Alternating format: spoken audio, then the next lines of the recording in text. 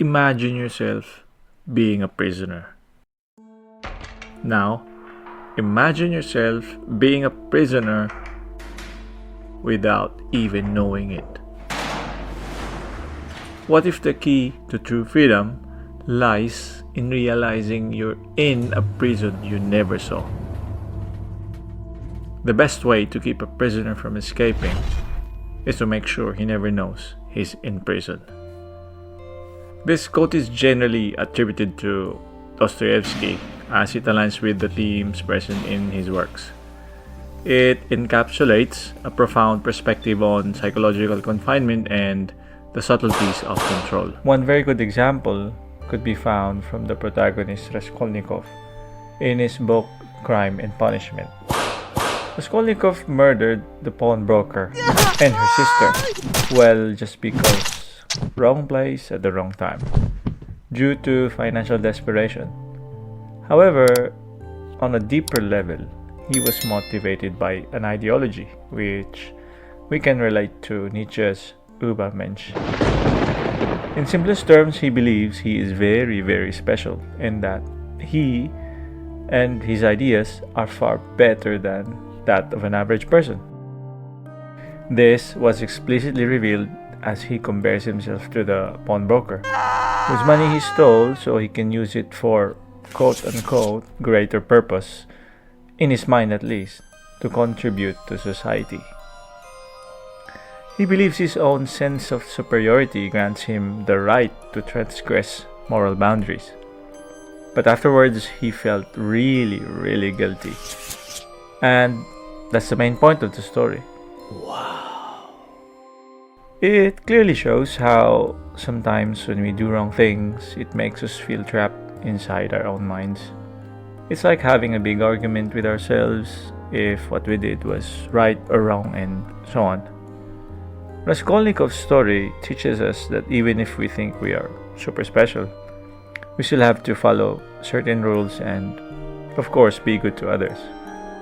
It's like when you know you shouldn't eat too much cookies because if you do, you feel awful afterwards. At its core, it speaks to the idea of a subtle and insidious form of captivity, one where the individual is totally unaware of his or her constrained circumstances. This notion can be interpreted on various levels, ranging from personal autonomy to societal structures even. On a personal level, individuals may unknowingly find themselves confined by their own habits, belief systems, or societal expectations. People might live their lives without realizing the extent to which external influences shape their thoughts and actions, essentially creating a self-imposed prison of conformity. In a broader societal context, it could also be seen as commentary on the subtle mechanisms of social control. Societies often establish norms, ideologies, and structures that influence individuals' behavior and limit their perspectives. People may conform to these norms without questioning them, and in doing so, they might be confined within an invisible framework of expectations.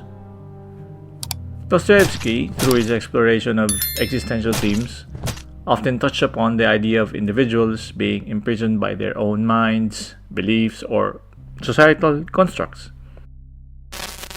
True liberation can only come from self-awareness and a conscious acknowledgement of the various influences that shape one's perception of reality. Consequently, awareness becomes a prerequisite for breaking free from any form of captivity. If a person remains oblivious to the constraint around them, then they may never feel the need to seek freedom or challenge the status quo. This perspective aligns with Dostoevsky's emphasis on consciousness and self-awareness as crucial elements in the pursuit of authentic existence.